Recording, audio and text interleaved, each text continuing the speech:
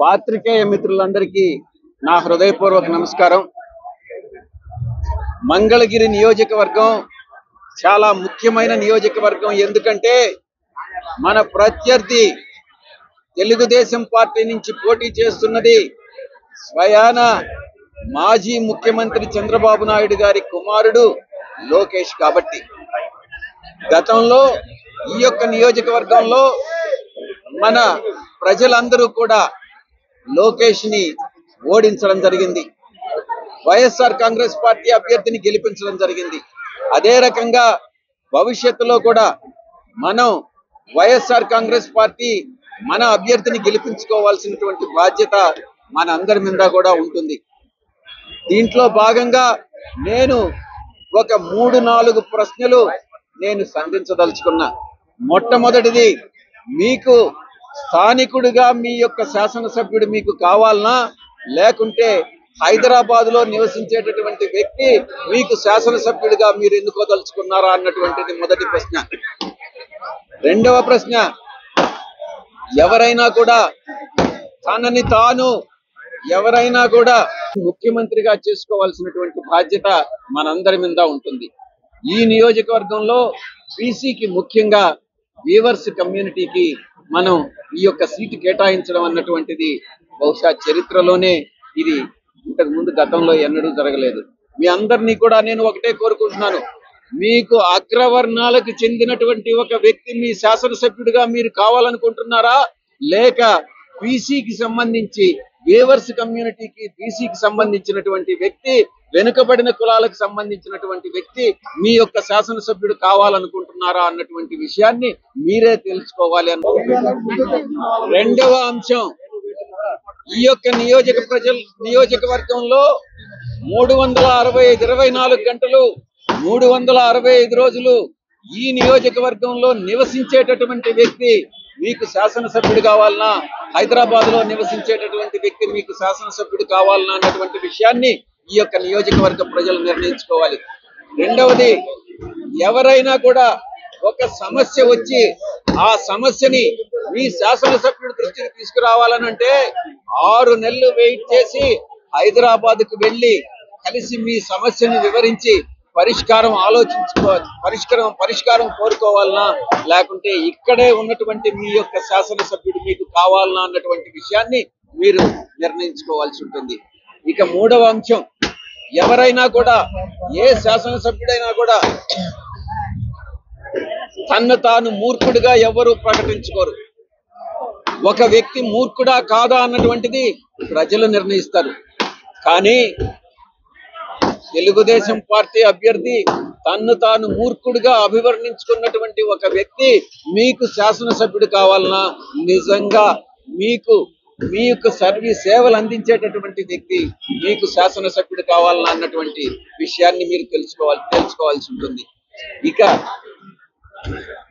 ఎవరైతే ఈ నియోజకవర్గానికి 10 సంవత్సరాల కాలం పాటు, అది మొదటి టర్మ్ కానీ రెండవ టర్మ్ కానీ ఇక్కడ ఉండి మీకు సేవలు అందిస్తూ, మీకు ప్రతి ఒక్కరికి కూడా, బడుగు బలహీన వర్గాలకి, పేదలకు, అందరికీ కూడా పథకాలను అందించినటువంటి పార్టీ మన గౌరవ ముఖ్యమంత్రి.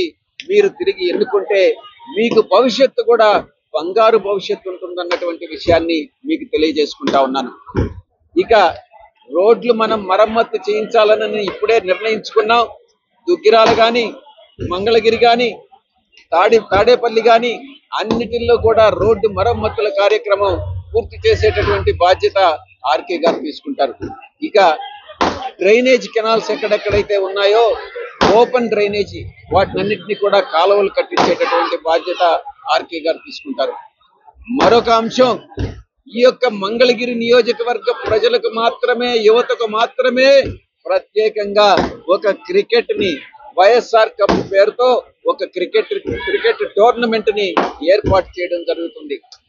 యువతకి అద్భుతమైనటువంటి ప్రతిభ కనపరిచేటటువంటి యువతకి ప్రోత్సహించే దాంట్లో భాగంగా ఈ యొక్క క్రికెట్ నిర్వహణ అన్నటువంటిది నిర్వహించడం జరుగుతుంది.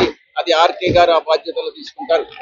ఇక మనిషికి కావాల్సింది, యువతకు కావాల్సింది విద్యాభ్యాసం పూర్తయిన తర్వాత ఉద్యోగం. ఉద్యోగ కల్పనలో భాగంగా ఒక మనం జాబ్ మేళా అన్నటువంటిది నిర్వహించదలుచుకున్నాం. అదంతా కూడా వీటన్నిటికీ కూడా ప్లానింగ్ పూర్తయింది. ఇప్పుడు ఆర్కే గారు ఈ యొక్క మళ్ళీ తిరిగి 2 నెలల తర్వాత రావడం, ఆయన మళ్ళీ తిరిగి పగ్గాలు చేపట్టడం నిజంగా చాలా సంతోషకరమైనటువంటి విషయం. ఈ బాధ్యతలన్నీ కూడా జాబ్ మేళా గాని, క్రికెట్ గాని, రోడ్ల మరమ్మతులు గాని, డ్రైనేజ్ గాని, ఇవన్నిటినీ కూడా పీసీ అభ్యర్థిని గెలిపించుకునేటటువంటి బాధ్యత ఆర్కే భుజస్కంధాల మీద వేసుకుంటారనని నేను మీ అందరికీ కూడా పత్రికాముఖంగా తెలియజేసుకుంటా ఉన్నాను.